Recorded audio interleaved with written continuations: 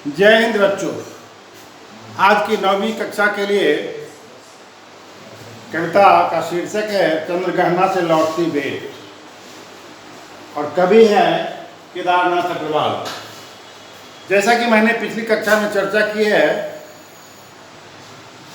और बतलाया है कि कविता में मानविक अलंकारों का प्रयोग विस्तृत रूप में हुआ है। पहले चना का मानवीकरण किया गया है। दूसरी बात, अलसी एक फसल होती है जिसको तीसी कहते हैं देहात में, अलसी का चित्रण किया गया है। अलसी की मनोकांक्षा क्या है, उसकी इच्छा क्या है, शब्दों के माध्यम से कवि ने यहाँ प्रस्तुत किया है।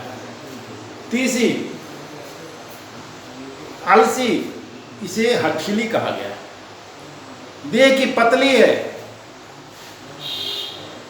अगर आपने तीसी की फसल को देखा होगा तो सहज ही ज्ञात होगा कि वह बहुत दुबली पतली फसल होती है, अर्थात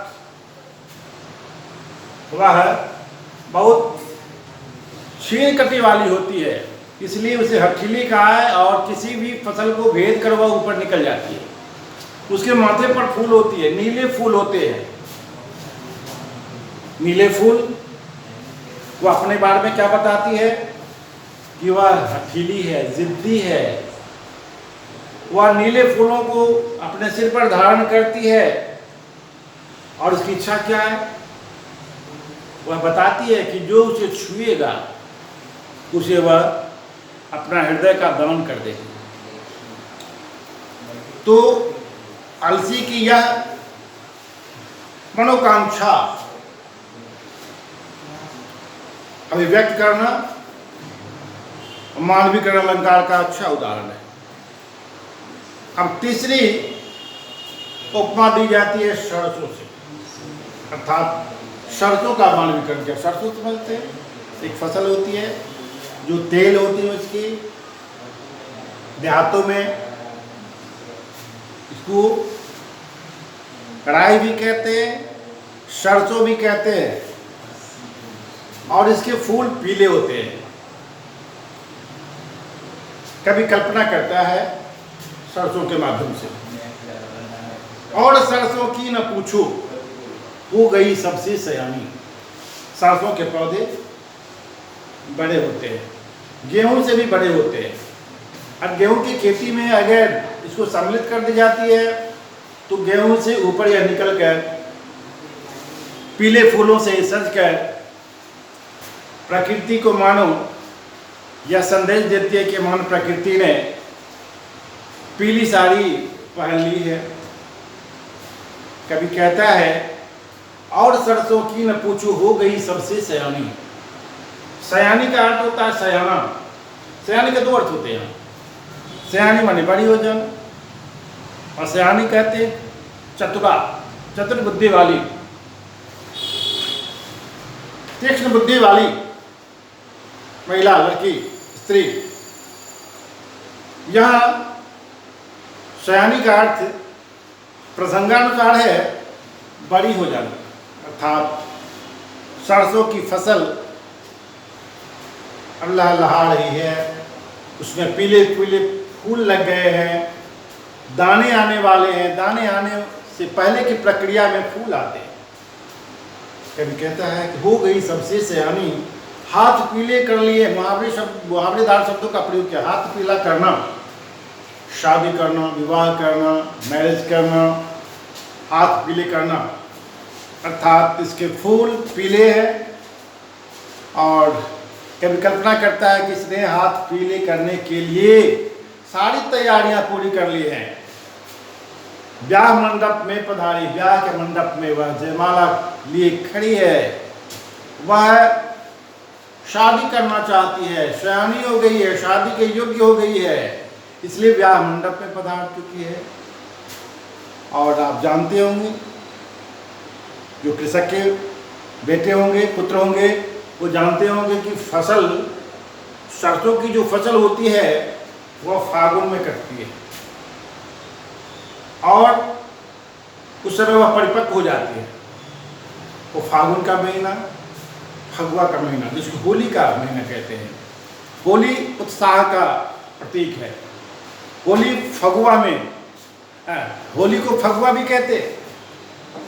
फाग और फाग अर्थात होली का रात फागुन के महीने में दूर दूर क्षेत्रों तक, गांव तक, कहीं कहीं छोटे छोटे शहरों में भी ये फाग गाए जाते हैं। ब्याह मंडप में पधारी फाग गाता मास फागुन। फागुन का महीना है जिसमें फगुआ गाया जाता है और फगुआ उत्साह का प्रतीक है, उमंग का प्रतीक है, क्योंकि फागुन बसंत में होता है और बसंत उमंग का प्रतीक है, बसंत उत्साह का प्रतीक है। इसलिए कवि फागुन के महीने का चित्रण करते हुए कहता है कि फाग गाता मास फागुन आ गया है आज जैसे। फगुआ का महीना आ गया, फागुन का महीना आ गया है, देखता हूं मैं स्वयंवर हो रहा है।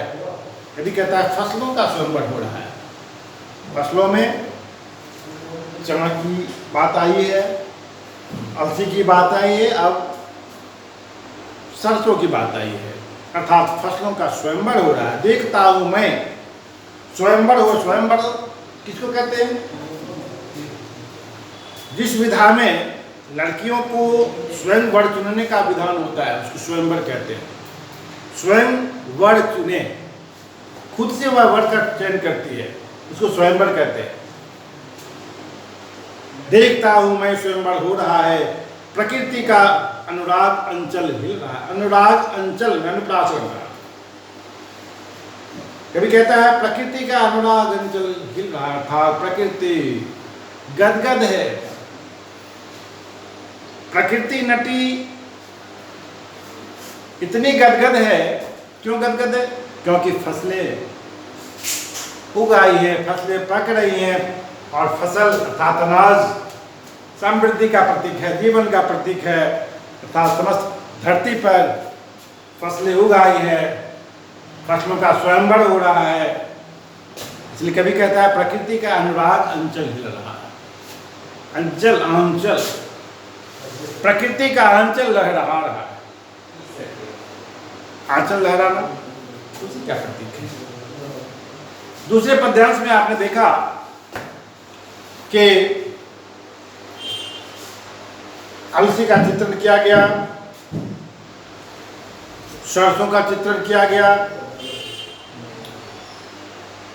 फागुन के महीने का चित्रण किया गया है और फिर प्राकृतिक सौंदर्य का चित्रण किया गया है।